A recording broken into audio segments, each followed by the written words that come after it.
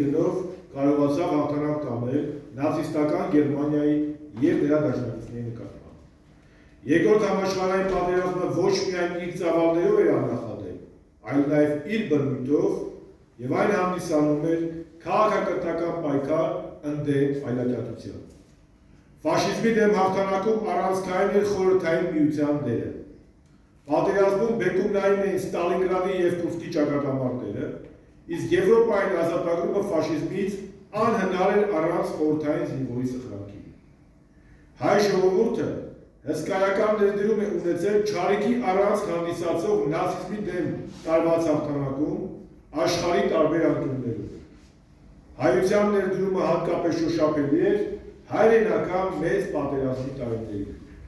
Լինելով Խորհրդային Միության կազմի մեջ մտնող համեմատաբար փոքրաթիվ բնակչություն ունեցող հանրապետություններից,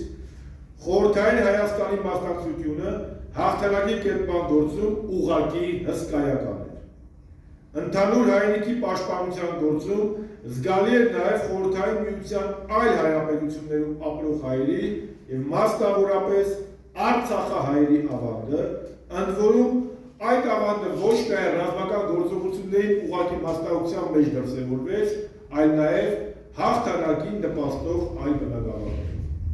Անուրանալի է հայկական ազգային դիվիզիաների հերոսական մարտական ուղին, հայ մարշալների և բարձր հրամանատարական կազմի ներկայացուցիչների բացառիկ կազմակերպական տաղանդը և զինվորների սխրանքները։ Ֆաշիզմի դեմ հաղթանակում բացառիկ էր նաև հայաստանյաց առաքելական Սուրբ եկեղեցու և Սփյուռքի դերակատարումը։ Հայությունը և Հայաստանը իր կարևոր մասնաբաժինն ունի մեծ հաղթանակի կերտման փառահեղ գործում, այդ ամենը արվել է նաև հայ ժողովրդի որդիների արյան և տառապանքի գնով։ 80 տարի առաջ նացիստական Գերմանիան պարտվեց, բայց դժբախտաբար ֆաշիզմի, այլատյացության և անհանդուրժողականության դրսևորումները այսօր էլ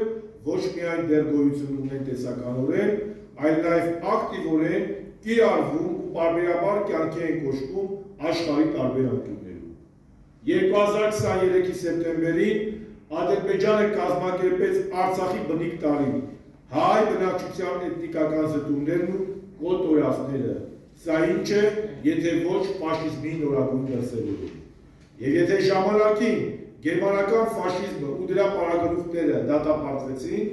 ապա նորագույն ֆաշիզմի գաղափարախոսները հանդես են գալիս կեղծ և թշնամական թեզերով, չարժանանալով քաղաքակիրթ մարդկության պատշաճ դատապարտմանն ու պարծավանքին։ Մենք, կոնֆերանսի մասնակիցներս,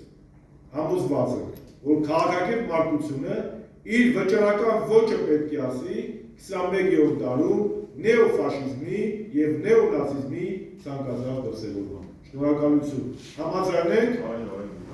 անցավ միաձայն։